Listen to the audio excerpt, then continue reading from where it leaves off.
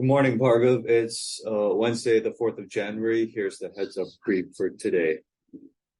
So in East Asia Pacific, in Papua New Guinea, authorities have extended the military and police presence in the Hela, Southern Highlands, and Angkor provinces.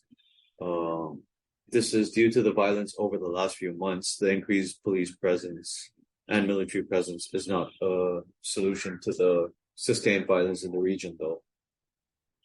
Moving over to Southeast Asia, floods are affecting parts of central Java in Indonesia.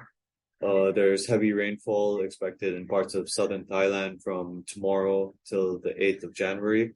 And in Malaysia, authorities are on alert for potential floods in Kelantan. Lastly, in the East Asia Pacific region, Gold Patrol has started drilling its latest well in Myanmar. It's one of the few international companies that remain in Myanmar since the military takeover, at least in the upstream oil and gas sector. It's owned by a Singapore-based petroleum resources company. Thank you. Those are interesting developments. We'll keep track of them as we go along. Sure. Moving on to South Asia, Bhargav, there's anti-government protests today and tomorrow in Sri Lanka. It seems like the situation hasn't changed much.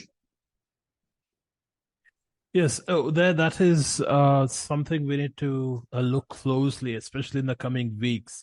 Ranil did come in with some kind of hope that he's part of the old guard. He would be able to stabilize to some extent. Apparently, things have not changed much. And very recently, he has announced new austerity measures as well, such as the hiring freeze and whatnot.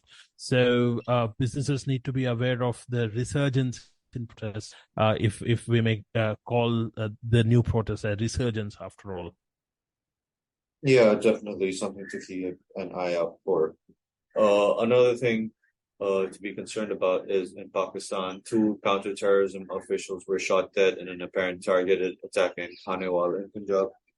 This is about 50 to 60 kilometers from Multan, which is a major city in the province.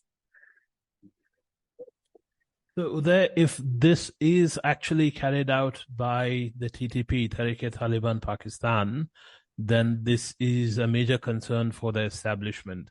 The Taliban operatives are taking the fight to the establishment, especially the law enforcement at a provincial level. That will be much more difficult to tackle, as the provincial law enforcement isn't as strong as the military, though military has an overshadowing role in Pakistan. So businesses need to be aware of all of these issues. Right, good points. Lastly, in the Europe, Middle East, and Africa region, at least 40,000 members of the Rail, Maritime and Transport Union in the UK will go on strike in the coming week. This is one of the many strikes by workers across industries in the UK. So the effects of the Russia-Ukrainian conflict are continuing to be felt across Europe.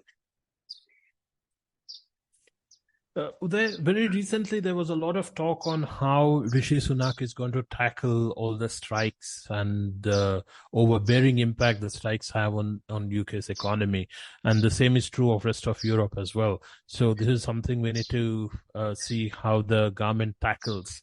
Will they appease the strikers, or will they bring in a blanket ban on strikes similar to what they did with the environmental protests? So we'll have to see how this evolves. Yeah, definitely. I don't expect the Sunak-led government to appease the strikers, but we'll see. That's the brief for today, Bhargav. Any closing comments from you?